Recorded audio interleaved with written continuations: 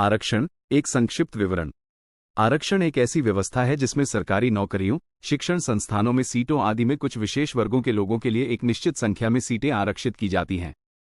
इसका उद्देश्य उन वर्गों को सशक्त बनाना है जो इतिहास में सामाजिक और आर्थिक रूप से पिछड़े रहे हैं। क्यों किया जाता है आरक्षण? सामाजिक न्याय। यह व्यवस्था समाज में सामाजिक न्याय स्थापित करने और सभी वर्गों को समान अवसर प्रदान करने का प्रयास है।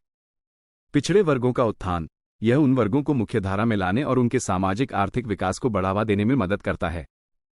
कौन ले सकता है आरक्षण का लाभ?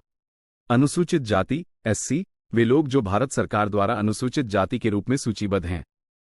अनुसूचित जनजाति एसटी, वे लोग जो भारत सरकार द्वारा अनुसूचित जनजाति के रूप में सूचीबद्ध हैं। अन्य पिछड़ा वर्ग ओबीसी, वे लोग जो सामाजिक और शैक्षिकी रूप से पिछड़े हुए हैं और भारत सरकार द्वारा अन्य पिछड़ा वर्ग के रूप में सूचीबद्ध हैं। आरक्षण के फायदे। सामाजिक समानता।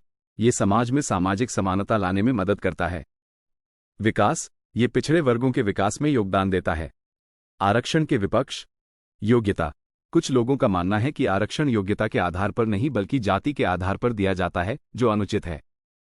अन्य वर्गों के लिए अवसर कम। आरक्षण के कारण अन्य वर्गों के लोगों के लिए अवसर कम हो जाते हैं। महत्वपूर्ण बिंदु। आरक्षण को लेकर समाज में कई तरह के विचार हैं। आरक्षण एक जटिल मुद्दा है और इसके बारे में कई पहलुओं से विचार करना चाहिए।